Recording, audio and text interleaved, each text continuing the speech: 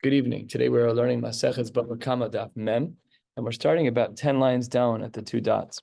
Over the course of the last couple of days, we were discussing the application of an apotropos from a bezdin in order to manage the account of a chereshot of a katan. That conversation is going to continue a little bit today. Tanu Rabbanan, the Brisa writes, apotropsim mishalman minho aliyah. We had the machlokes yesterday in the Amoraim if the apotropos is going to be the one to pay. But according to one shita, yes, the apotropos is the one to pay when he manages the account. At the very top of Lamed Testament Beis, we learned that Rabbi Yossi Reb Chanina said that yes, they pay me aliyas apotropos. However, they get reimbursed when the child becomes a gadol.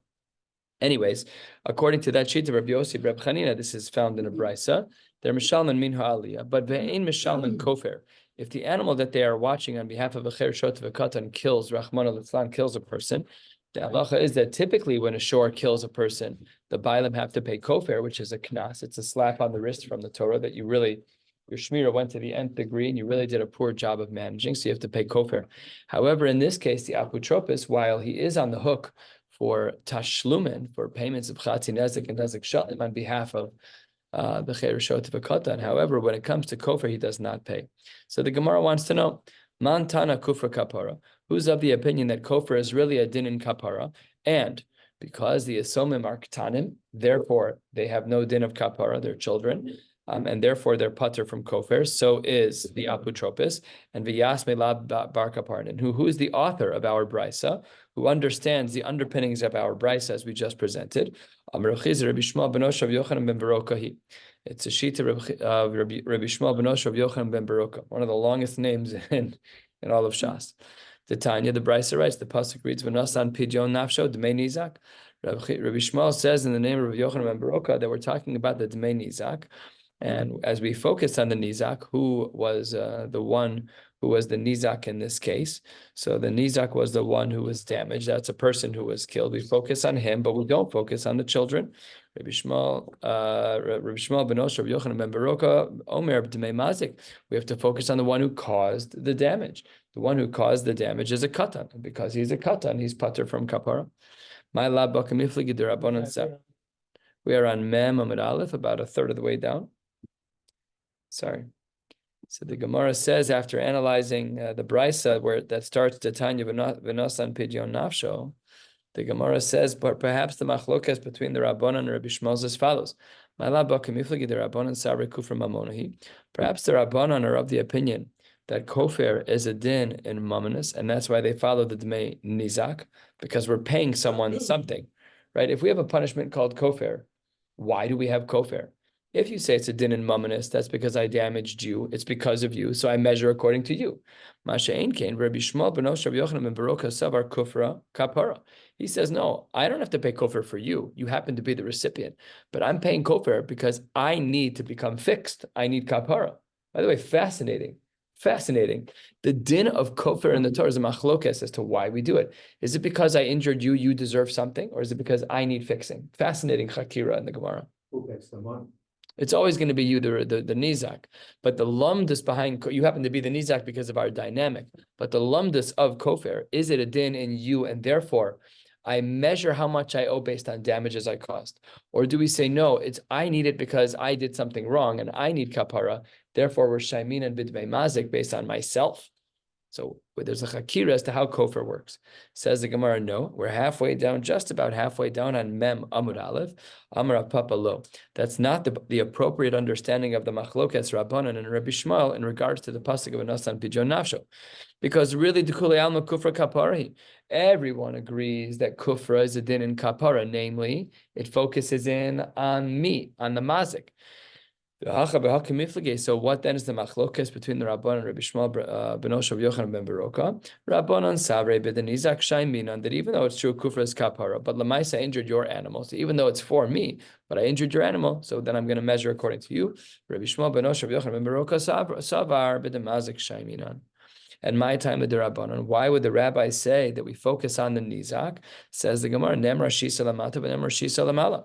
We have the word shisa in our pasuk over here, v'im kofer yushas alav, and in another pasuk as well, And says the Gemara, Malahalan b'denizak, avkan b'denizak. Namely, the reason why we focus in on the nizak in regards to our case of the pasuk of Anasan Pidyon Nafsho is not because of some halachic svara, but it's because it's a gzeres hakasa. We have ashva, we have a gzeres shava between two worlds. Of Shisa and Shisa, and therefore it's b'nei Nizak Shaiminan. So that's why the Rabbanan say we measure by the Nizak. Ma'ashein kein v'Rabbi Shmuel ben Osher v'Yochanan ben Roka Savar v'Nasan Pidyon Nafsho Ksiv. Look at the pasuk. V'Nasan Pidyon Nafsho. It's not b'nei Nizak. The pasuk is talking about he should give according to his nefesh. Who's the he? It's talking about the mazik. Who's the one giving? The mazik. So if it's v'nasan pidyon nafsho, so then we should assume that because the nesina is by the mazik, so too the nafsho is by the mazik, and therefore Rabbi Yochanan, Rabbi Shmuel ben Osher Yochanan ben Meroka Savar. I'm just going to call him Rabbi Shmuel from now on. Okay, is everyone okay with that? Rabbi Shmuel is of the opinion that it is b'dim mazik shaininan. I v'Rabbanan. What about the pasuk? Rabbanan, what do they say? You're absolutely right. Pidyon nafsho ksiv, you're 100% correct that the pasuk is referring to the mazik. I agree with you. Mihu, that's only ki shaiminan, that's only in regards to the actual payment. The payment comes from, obviously, from the mazik.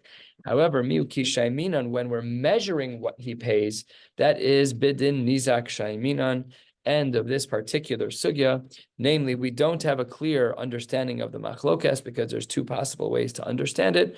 And what we started with today was the brisa of aputropsin mishalman minha aliyah mishalman kofer, and we tried to establish the author of that brisa as Rabbi Shmuel ben Osher of Yochanan ben Beroka.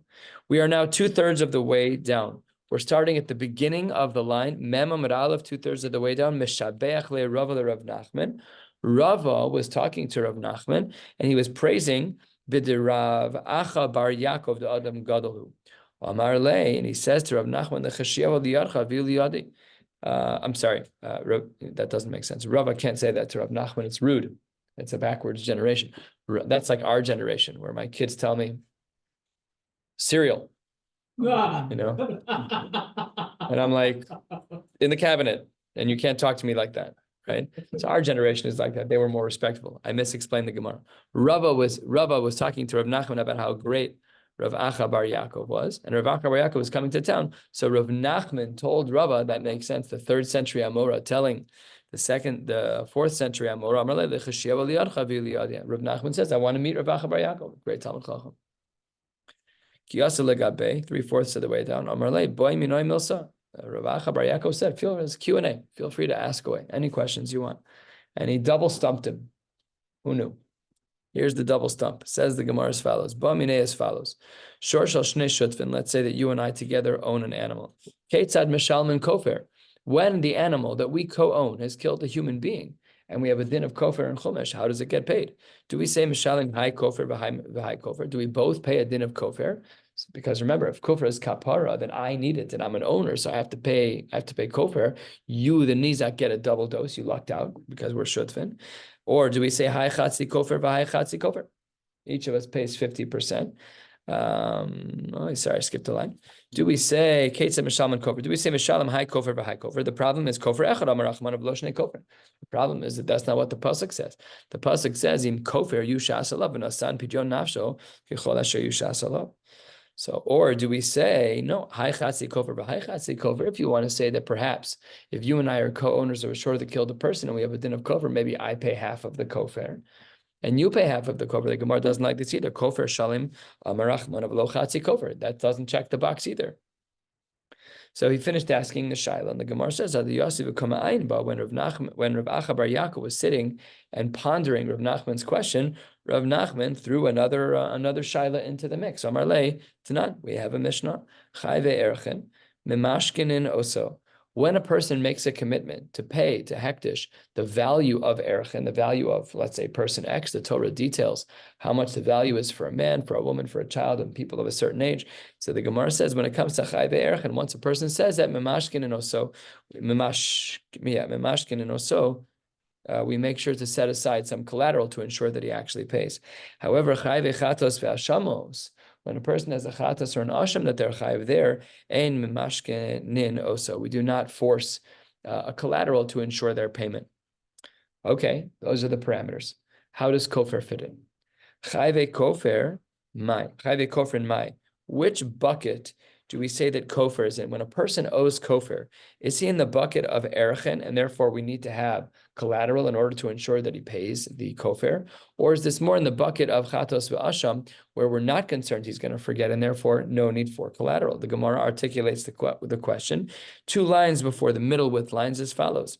My Kevan the kapara, since he needs kapara, then it's kechatas ve'asham dami and michmer chamir ilabe, because a chatas and an asham is very strict on him. So too that's the case over here, and therefore below boy mashkune, and therefore we don't have to gain collateral for him, and therefore kofar is obviously very serious because you're trying to get kapara, so it's in the bucket of chatas ve'asham, so no mashkon required. Oh, Dilmore, perhaps Kevan de lechavre with the boy misvale, because I have to give it to you, the nizak. The money is going to you, therefore mamonahu, v'lo legvoahu, it's not going to a Kadosh Baruch Hu, and therefore v'lo chamer alei, we're much less, it's not really this way, it should be this way, we're less scared of people than we are of a Kadosh Baruch Hu. Ubayim mashkone, therefore we need to have some type of collateral to guarantee your payment of your kofar. So that's one set of options in regards to kofar. Inami, would we want to say kevan dehu lo chata, since you yourself didn't do the chait, but rather umamone hu da'azik, your animal is the one that did the damage. Therefore lo chamer milsei levei, and therefore by mashkune. One way or the other, we're concerned. What bucket do we put kofar in? Do we put kofar in the bucket of erchen? And there, because we're afraid that someone might not fulfill their obligations, just like by erchen we require a collateral, so too by kofar. Or do we say no? The kofar is really in the realms of kapara, and because kofar is in the realms of kapara, so therefore you don't need to have anything. So the Gemara says that Rav Acha Bar Yaakov responded to Rav Nachman, Amar le Shavkan, gotta stop, leave me alone. Istagar v'kamaisa, you already closed me out on the first one. Namely, you're asking me the second question. I haven't even processed your first question. So you got to let me be. I don't know the answer to either of your questions. And the Gemara concludes with no responses at all. It's not even a teku. It's just an interrupted story. I don't know what the halacha is, but that's what the Gemara says. That brings us to the 2 dots, 8 lines from the bottom toward the end of the line. Tana Rabbanon. The rabbis have a brisa, 2-part brisa. Sha'alu, let's say I borrowed an animal and I did so b'chezkas tam. I borrowed your animal with the assumption, the halachic assumption that it was docile, v'nimtza muad, and then I find out that your animal is in fact a muad. Then the bailim, if in fact then the animal damages, now that it's a muad, what do we typically owe with an animal that's a muad? Nezek shalem. So the Gemara says, bailim mishalman chatzi nezek. The owners, that's the mashil, the person who lent to the animal, the actual owner pays chatzi nezek. Vishoel mishalim chatzi nezek, and I, the borrower, let's say I'm the owner, you're the borrower, you have to pay chatzi nezek, and I have to pay chatzi nezek. The nizak in total gets 1 nezek shalem, but each of us split it and we pay halfsies. We're going to all have to pay for all damages that happen. A shoal typically is fully achroi, but this case was an unfair case because there was a miscommunication. He thought his animal was a tam, but the bailam never told him it was a muad. So this is not a normal case. You're right. In general, a shoal is the highest level of shmira. You have to treat it like your own. If I borrow your car and I damage it, I'm 100% liable. But if I borrow your car after you took the lug nuts off of the back wheel and I didn't know that, then we split. That's what's happening here. You were not clear with me. I borrowed your animal. I thought it was tam. It was a muad. But then in that case, it shouldn't be a split at all. Because if I take those lug nuts off, then I'm a Rasha. It's my. What's the difference here? I could be mechalik between the 2 cases of the muad and the lug nuts. I could be mechalik. But the point is that in regards to the case of the animal, you did not tell me your animal was a muad. Therefore, my shmira was a tam shmira and not a muad shmira. On the one hand, I'm required to have a level of shmira, so therefore the tzad tomos, I should pay the tam piece.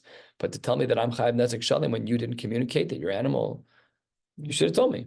You should have told me. So you're right. Classically, we would have said that. But here, there's a curveball because you didn't communicate the fact that your animal's a muad.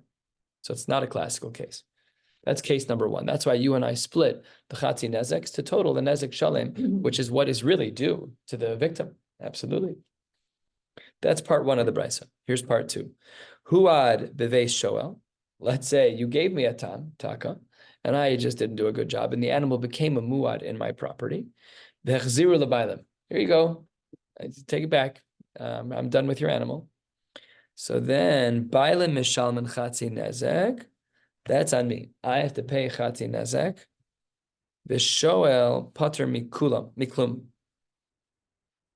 I don't even understand how that works, right? The Bailim pay nothing. That Bailim Mishalman, sorry, Bailim Mishalman Chatzin Nezek. And then the shoal is pater miklum. Who was damaged? The third party or? After the animal became a muad and I gave it back to you, then it damaged. A third party, an unrelated. An unrelated party became damaged. And it has to be that way because otherwise the shoal would be chayav. Because then it was my shmira. Obviously, it wasn't my shmira because otherwise the shoal would be chayav. And the bailam are only chayav for chatzin nezek. Why? Because it didn't become muad under their watch. It didn't, as far as he knew, it was a tam. So what that damage was tam from his perspective. And remember that an animal cannot become muad without the bailam having yediyas. So therefore, from the perspective of the baal, it's chatzin nezek damage. Let's analyze 5 lines from the bottom. Omar Mar, we had said, Shalu b'chezkas tamanim samuad. That was the first case of this brisa, where I had borrowed your animal under the assumption that it was docile, and I then find out, once it's in my permission, this animal is a behema gasa, and he's wild, and he's muad. Bailin, we had said that the owners are mishalmin chatzi nezek v'shal chatzi nezek. So says the Gemara, a text you were asking, maybe the shol should pay everything. The Gemara wants to say the other way. It's like a mekach tos. You told me that your car had 4 tight wheels. Your car has 3 tight wheels. So the Gemara says, ve'amai, why would the shoel have to pay anything? Le'molei Torah she'ili, I borrowed a shore from you. Arya lo she'ili, I didn't borrow a lion from you. I walked in, the first thing the animal did was bite my chicken's head off. Totally unreasonable. Why should I pay anything? So Amar Rav Hacha b'maya skinan, that there was something, didn't pass the smell test. Then the person, the shoel, saw shehikir bo shehu nagchad. This is a very confusing language because what does it sound like from this language? It sounds like from this language that the animal's a muad. That's not what it means. What the Gemara is saying is that the case was where I borrow from you, and then really I thought it was a tam and it was a muad, and it damages. We split the payments. Why split? I'm the shoel. I was given an animal that I thought was a shore. You gave me a wild animal. I had no idea that it was a muad. But Lemaisa, I saw that the animal was acting wildly, and I should have put a chain around its neck, and I should have limited its behavior. So says the Gemara, but still, at the end of the day, Lemaisa, even though it's wild, it's not yet a muad. And if that's true, tam she'ili muad lo she'ili, still, even if I see that your animal is acting wildly, Lemaisa, I should be able to argue to you that you gave me an animal that was behaving not normal. Okay, it's not a muad yet, but it's on the way to being muad. I'm watching him kicking everything in sight. It's a bull in a china shop, literally. It's not normal. So says the Gemara, no, mishum de omar le. What can the mash'il, what can the lender say to the borrower? 2 lines from the bottom, itam hava palganiska boy shlume. Well, lemaisa, you, Mr. Shoel, what would have been the din if it was a shoel? If it was a tam, you would have had to pay chatzin nezek. Okay, hashtanami zil shlim palganiska. Stop whining. At the end of the day, you're going to be chayiv chatzin nezek. I'm not asking you to pay nezek shalim. The Bryce is only saying pay chatzin nezek. Bryce is only saying stop complaining. It's the same chatzin nezek tam and it's the same chatzin nezek muad. Just leave it be. It says the Gemara. No, it's not. What's the difference between? This is a good Bekias question for Bava Kama. What's the difference between chatzin nezek of a muad and the punishment of a tam? The difference is how you pay. That's what the Gemara says. V'nei malei, I, the borrower, can say to you, no, itam haba. If in fact the animal had been a tam and not a muad, then mishtale migufo, I would have paid from the animal itself. But had it been that the animal was a muad, I'd have to pay me'aliyah out of my pocket, even beyond the cost of migufo. So you, the lender, cannot argue to me, you would have paid half anyways. That's a terrible argument because the half of a tam is mishtale migufo from the animal itself. Masha'enken, when you are paying from a muad, the animal's migufo, is me'aliyah, that's money out of my pocket. Totally not comparable. Can an animal become muad when it's in the rishos of the shoel? Only as it relates to the shoel. Okay. Because if the Bailim don't have dust that it became a muad, then it's not, because their shmir would change. But then the shoel would be achrai. Correct. It's a muad. Nezek shalim. Correct. If that happened. Step in for the Bailim. Or shoel, that was your point before. Your mamish a full shoel. Ki'ilu, you're the Bailim. Here things get confusing when there's miscommunications, or things get confusing when I give you back the animal, which we're going to discuss as well in a few minutes. Says the Gemara, Mishum de Amar Le. What was the response to this distinction that tam is mishale migufo and muad is paid me'aliyah? Mishum de Amar Le. So At lav Torah by shluma lididi. At the end of the day, you're going to have to give me an animal one way or the other. It's a very strange argument. B'nei malay. What would the borrower say back to the lender? Top of Mem Amid Beis, and we're going to be heading to the Mishnah on the top of Mem Aleph Amid Aleph. Itam haba. Oh, this is lamdush. I love this. These conversations don't really happen nowadays because we don't have knessim. In fact, even in Bava, they couldn't paskin knessim, but in Eretz Yisrael, they could. So the guy who was the borrower said, well, no, if it was a tam, modina, I could have just admitted that something happened. Umifterina. Why? Rashi, famous Shas concept. Rashi says on the top of Mem Amid Beis, Dibur Hamaschel Haba Modina Mifterina, De Palgan Iska Knasa, Umode Beknas Pater. So says the Gemara, you, the lender, want to tell me, oh, you would have had to pay Chati Nezek anyways. No, I wouldn't. Because when there's an animal that's a tam, and it's palganiz knasa, if Chati Nezek is really a knas, then that allows us to trigger a din of moda b'knas pater. So don't tell me that there's no difference between a tam and a muad. If it's a tam, I can be moda and be pater entirely. So the Gemara says, "Ve'afilu lemanda amar palganiska mamona." And even according to the Shita who says that Chati Nezek is not a knas and Chati Nezek is mamon, still the borrower can argue, Nemalei itam hava me'arikna leila agma. I would have let the animal run out of my gate, never to be seen again. Why? Because when we pay for a tam, we always pay migufo. And if there is no goof, there is no payment. So again, whether or not you hold Palganiska is a knasa, or Palganiska is mamona, which is a machlokas that we saw earlier in this Masechta. Lamaisa, one way or the other, if in fact it's a tam, whether or not it's a knas, because then you repata from moda b'knas pater, or mamona, you'd still be pater because once the animal runs away, there's no migufo to pay for. So the Gemara says, you're absolutely right, and we need to try and find another explanation of our case. And that was what the Gemara was trying to find out. Let's repeat our question. Why does the borrower have to pay Chati Nezek? If you, the lender, never told me your animal was a muad. Says the Gemara, where are we? We are 3 lines down on Mem Amid Beis, Alahacha b'maya skinan, kigon de'aktim beidin v'tafse. Right away, when the animal made its errors, it did its gorings, Bezdin captured the animal. They sent out animal control with one of those funky leashes, and they captured the animal. Now, ihachi, if that's true, bailim, amai mishalman chati nezek. Why then would the bailim have to pay chati nezek? We understand why the shoel has to pay chati nezek because we know where the animal is now, and you are the shoel, so you're chayav chati nezek. But why would the bailim have to pay chati nezek? So the borrower would argue, the lender would say to the borrower,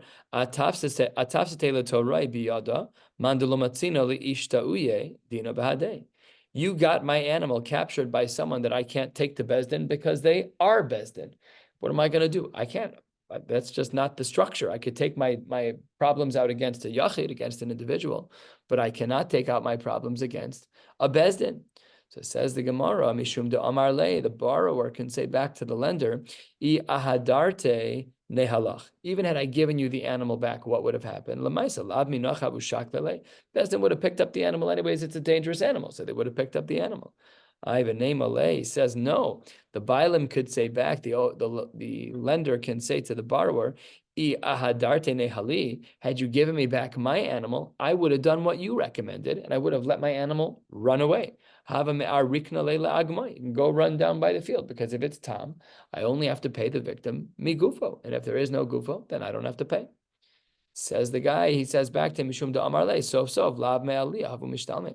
Either way, aren't you paying me min ha'aliyah? This isn't a normal case. We're talking about a case where Bezdin picked up the animal after it became a muad, and therefore you'd have to pay anyways. So this is answer number 2, and a more successful answer, it seems, as to why we have chati nezek. One way or the other, the bailim pay chati nezek and the shoel pays chati nezek. Seemingly, there's a split of responsibility as to each of them paying their nezek shalem. Let's just remember, and this is important for the next piece, is that there are 3 parties involved here. You are the lender who owns Betsy.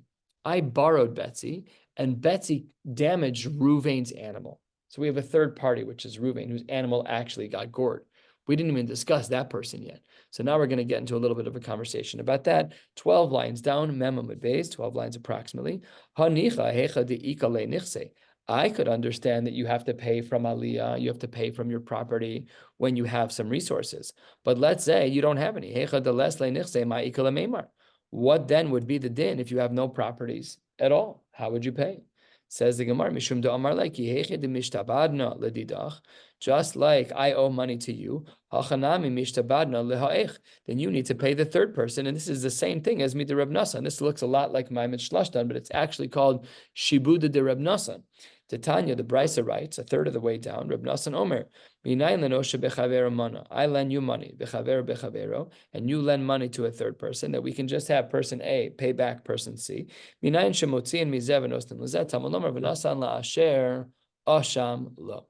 that is how we answer that question. Now let's move on to the Seifa of the Brisa.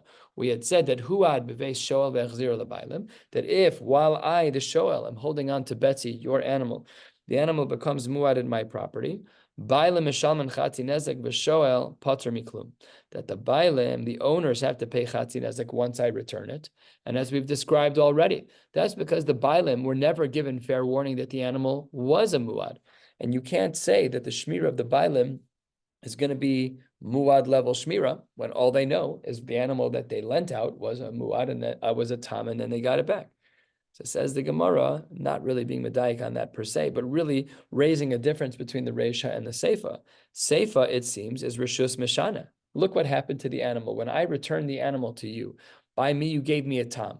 By me the animal became a muad. I gave it back to you. What did you only pay when he damages again? Chati nezek. Which means that by me it was a muad, and by you, by the bailim, it became a tam. What do we see in the Seifa of the Mishnah? Seifa, Rishus Mishana. We see that when we change the Rishus of the animal falls back to its tam status. However, Reisha, in regards to the first case of our Mishnah, Eino Mishana. What was the first case of our Mishnah? So the first case of our Mishnah was where you gave me an animal that was a muad and I didn't know it. We still treat it like a muad. And when you gave it to me, it seems that Rishus is Eino Mishana, because I still have to pay Nezek Shalem. At least in aggregate, we pay Nezek Shalem. So the Gemara says about this halfway down, this is a kasha. The Gemara says, Seifa Rishus Mishana and Reisha Rishus Eino Mishana. The Reisha and the Seifa seem to have a stira, that the Seifa says Rishus Mishana, that when I give the animal back to you, it becomes a tam again. But in the Reisha, when you, the Mashil, gave me the shoel of the animal, it was not Mishana. It stayed a muad the whole time. 3 answers. Amar Rav Yochanan, one of my favorite answers in Shas, Tavra. The Mishnah is broken.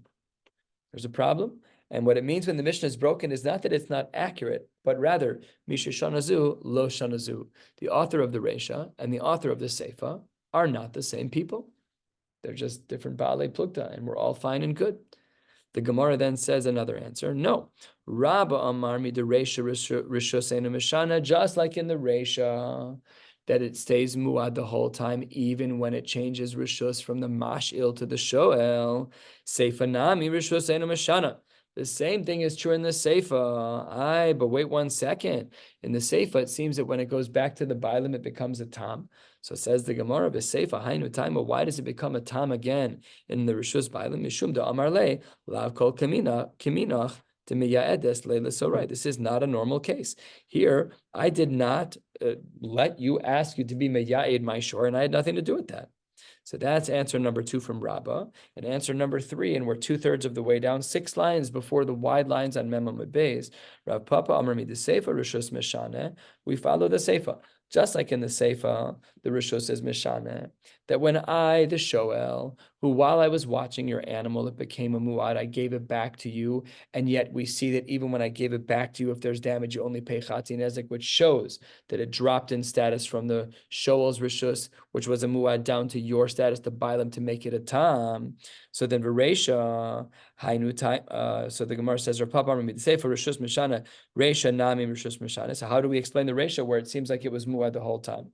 The Gemara says, Reisha Anu Taima Mishum Dechol Makom Sholech Shem Bailav Alav. The Gemara says, and this is mafrich the whole sugya.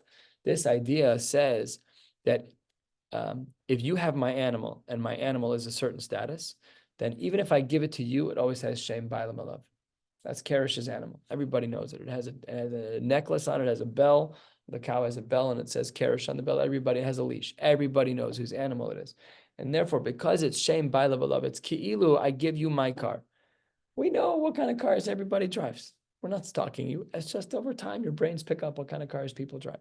So I know if you see me driving someone else's car, you'll say, why are you driving this person's car? Why are you driving that person's car? We know. Cows for sure. That was their culture. So everybody knows whose animal that is. And therefore, Afal Pi, that in general, a shoal has the highest level of shmira. But here, because you're borrowing something that has a shame to it, so therefore there is no Rishus Mishana in this case. Fascinating answer with massive halachic implications in regards to Shas. Every case of shoal would need to be reassessed through this lens of does it have shame bailim on it or not. That's a pretty big deal. 2/3 of the way down, 4 lines before the wide lines. We had spoken about the shiur ha'itzdadin, a shiur that was used to fighting in a stadium. So there we had said in our Mishnah, Eino chayiv misa, that if a shiur that is trained to kill, if that shiur kills because he's trained to kill and because it's more his teva, because of how we raised him, therefore the animal is not chayiv misa if in fact he kills. So the Gemara says, let's say you have this shiur ha'itzdadin, it's not his fault he was raised that way, but mahu legabe mizbeach.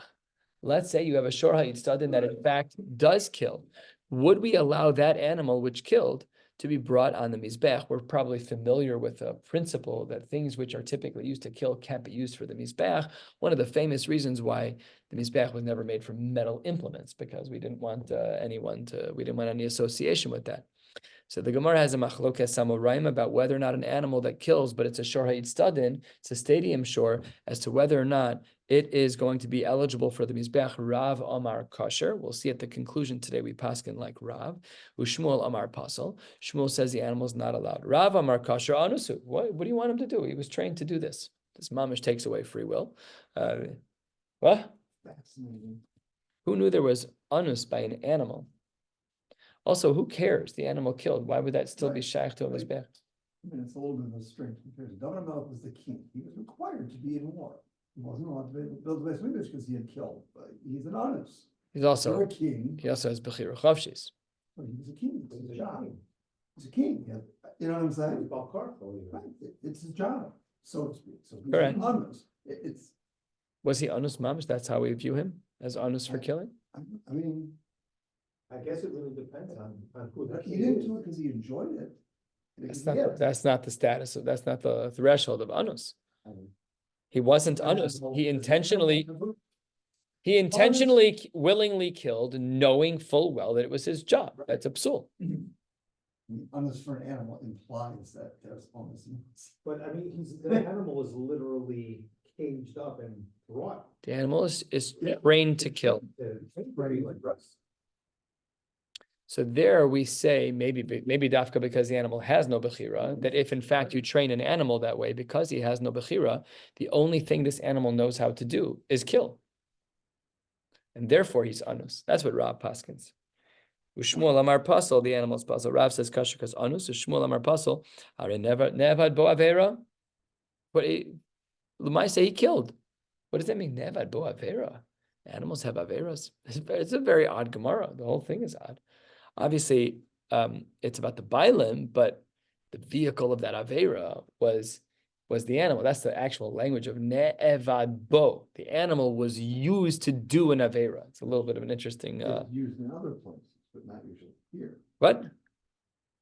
What'd you say? Which is used. It makes it sound almost like the animal is a tool. That is what it means. That's the funky language of Harei Ne'evad Bo Avera, not Sha'avar Avera, which we would have said by a person. Never go Avera. Yeah.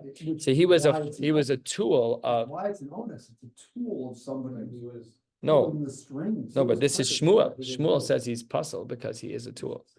The anus is by Rav, when Rav says, therefore the animal is kosher for the mizbech. But this is Shmuel. Shmuel says puzzle. Why does Shmuel say puzzle? Because the animal was used for an avera. All right, let's look at a brisa first at the long lines, 3/4 of the way down, Mem Amud Beis. Meisve, we have a brisa, Mina Behema. The full pasuk reads, Daber al b'nei Yisrael v'amart alehem Adam ki akriv mikem korban Hashem mina habehema, mina bakar mina tzon takrivu es korbanchem. That when you bring a korban from behema, bakar, and so. We're going to make an exclusion on each of these. Mina behema, lehotzias ha-roveya, to exclude an animal that was roveya, a male animal that was roveya, a person, a female, the es hanirva, or a female animal that was sodomized by a man, by a human, and that though they're excluded from the mizbech. These are the exclusions from the mizbech. Mina bakar lahotzi es hane'evad, to exclude an animal that was ne'evad, which was used for avodah zarah. Minatzon lahotzi es hamuksa, to exclude an animal that was set aside for avodah zarah, even if it had yet to do the avodah. That's what the Gemara says. Minatzon lahotzi es hanogeach, to remove an animal that was nogeach. What does that sound like? Shmuel. Because we see that an animal that's nogeach is excluded from the mizbeach. And the Brisa continues. Amar Rab Shimon, im ne'emar roveya, lama ne'emar nogeach. V'im ne'emar nogeach, lama ne'emar roveya. Both of them are over avera. Revia is an isser, and negicha is an isser. I don't know that a balabas would have compared the two. They sound like different genres of isurim, but lemaisa, as it relates to the animal, an isser is an isser is an isser. If one's not allowed, the other shouldn't be allowed. So Reb Shimon's trying to declare, why do we have this distinction, this delineation of different things? Why do we have that? We have to speak both about a roveya and the nogeach. Says the Gemara, Mipnei sheyesh beroveya ma she'ein benogeach. There's a chiddush in the world of roveya, of the sodomy cases. V'yesh benogeach ma she'ein beroveya, and there's a chiddush in the goring cases. Roveya, in regards to an animal that is roveya, a male animal that sodomizes a woman. So there, not even sodomy, but any intercourse at all. Asa bo ones keratzon. The animal has no distinction between ones and ratzon. Nogeach, however, when it comes to goring, lo asa bo ones keratzon. There's a difference between intent and not having intent. That's one distinction. And the second is nogeach, when an animal gores and kills, the halacha is mishalem kofer, he's obligated to pay. However, roveya, if an animal is intimate with a female, with a person, eino mishalem esa kofer, and he kills her, then he's not chayav to pay kofer. So because of these various differences, lefichach hutzrach lomar roveya v'hutzrach lomar nogeach, end of brisa. So this brisa seems stark like Shmuel, because the brisa says with clarity that a nogeach, an animal that gores, is not shaykh to the mizbech. The pasuk says when you bring a korban, it should be mina behema. We excluded that. What about minatzon? Minatzon was our drasha. Minatzon, not minatzon. Umin hatzon. The vav of umin hatzon teaches us that an animal that was nogeach cannot be brought on the mizbech. Katani mihas. What did we learn in the brisa? Roveya asa bo ones keratzon, nogeach lo asa bo ones keratzon. It seems that a nogeach, one way or the other, that a nogeach is not going to be hukrab. L'may hilchasa lav lekorban. Doesn't this come to teach us that an animal that does negicha is going to be ineligible for the mizbeach, and therefore our case of shor ha'itz dadin, an animal that's trained to kill, we should therefore say, we asked the kasha in the beginning of the sukkah, is that animal eligible for the mizbech? We should say from the brisa, no. So therefore the Gemara says, no, lo. What we're talking about in this brisa, as it relates to the nogeach and to the roveya, is whether or not is l'katala, do we kill the animal? There, that is what we're talking about, but the conversation in the brisa is bichlal not talking about korbanos, and therefore we don't know whether or not the animal would be eligible. A little bit of an odd answer, because look at the beginning of the brisa. Mina behema lahotzi es haroveya, right? So now we have to re-understand all of this. It doesn't mean lahotzi es haroveya ves hanirba in regards to korbanos. It means that these animals do or don't get killed. That's how seemingly that would understand. And hachanami mistaber, that we're talking in the brisa about katala, about death, and this mari makom is not a raya at all about korbanos. Why? Because the iyamris, the korban, if you want to say that an animal that our brisa is talking about korbanos, nogeach, in regards to an animal that gores lo asa ba'ones keratzon, lav anus dideksi, lav ratzon dideksi. It has nothing to do with the ratzon of the animal. He has no idea what he's doing. Elolah, perhaps we should say that in fact it's likatala. It can't be about korbanos, and therefore it could be that it's just about killing, and therefore we don't have an answer to our question. The Gemara leaves this unanswered. just another 12 lines or so. Amar Mar, 4 lines from the bottom. Let's analyze another part of the brisa. This was the part of the brisa where Reb Shimon was showing distinctions between nogeach and roveah as to why we needed both cases. If anyways the animal had done an isser, perhaps we already have clarity. Why bring both the case of nogeach and roveah? We highlighted in the Gemara a couple of distinctions, and here's one that the Gemara is going to pick up on. The Gemara says, "Nogeach meshalem es hakofer." We said that if an animal gores and kills a person, the halacha is that he's chayiv to pay kofer for the death of the person. But roveya eino meshalem es hakofer. But an animal that sodomizes a woman or is intimate with a woman, then he does not pay kofer. Hechidami. What's the case? If you want to say the Rava v'katla, that the animal was intimate with a woman and killed her. Mali katla bekarna, mali katla beravia. Who cares how she dies? If she dies by goring, she gets kofer. Or if she dies by ravia, she doesn't get kofer. Who cares how the animal kills her? If he kills her with a horn or with his aver tash, what's the difference? Aver tashmish, who cares? Why isn't it chayiv kofer one way or the other? Why do we say that only b'negicha you're chayiv kofer, but by ravia you're not chayiv kofer for killing her? The Ella, if you want to say the Rava velo katla, if you want to say that the animal was roveya, that he sodomized her, but he didn't kill her, so then hai delo mishalim kofer mishum delo katlahu manavshach. The case doesn't make sense at all. Why would you say that a nogeach is chayiv kofer, but roveya is not chayiv kofer? What's the case, bichlal? I don't even understand it. The Gemara says, Amar Abaye la'olam de Rava velo katla. Really, we're talking about a case where the animal was intimate with a woman, and he did not kill her. The animal did not kill her in the act of intimacy, but she was the nirva, so she is killed. A woman who's nirva by an animal gets killed. To asiyul the beidina v'katlua, she was killed by bezdin. What was the havamin of the Gemara? Ma'u detema, turning to the top of Mem Aleph Amid Aleph, that kiman the katla dami kamash malan. I might have thought that if an animal was roveya, a woman, and then bezdin kills her because she was nirva, because she was sodomized by an animal, I might have attributed her death to the animal's revia, and therefore there's a chiyuv kofer, kamash malan, there's no chiyuv kofer. That's answer number 1. Rava Amar, not true. La'olam de Rava v'katla. Really, when we talk about a case of an animal that is pater from kofer by revia, it's even where he killed her. If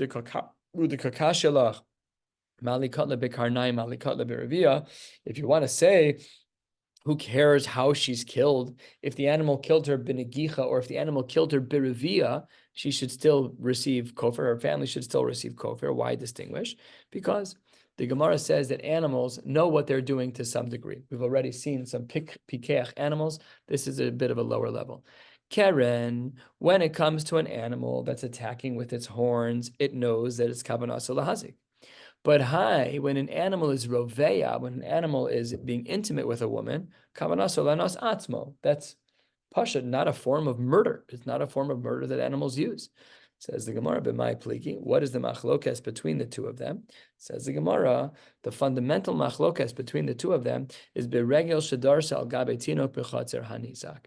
Really, what they're talking about, the application of our case of revia that led to murder, is in regards to regel, where the baby was killed, not different than revia that led to murder. Neither of them had intent to do that. So the Gemara says, La Abaye mishalim kofer. According to Abaye, there would be kofer. The Rava lo mishalim kofer. That's what the Gemara says. And Tanya Kabase, the Rab, who holds that the animal that was a shor ha'itzdadin, the fact that it's not eligible for the Mizbeach, we have a raya for this. The Brisa says, Tanya Kabase, the Rab, shor ha'itzdadin eino chayiv misa. The kosher legabe mizbech mibneshu kimeuse. The word meuse means that the animal is forced, and therefore, because the animal was forced to be a shor ha'itzdadin, it's therefore eligible for the mizbech. We will stop right here. Tomorrow night we're learning on time, but not in person, only over Zoom. We will pick up Emir Hashem on Thursday. I'm gone for Shabbos. David will sub. Wishing you all a beautiful night.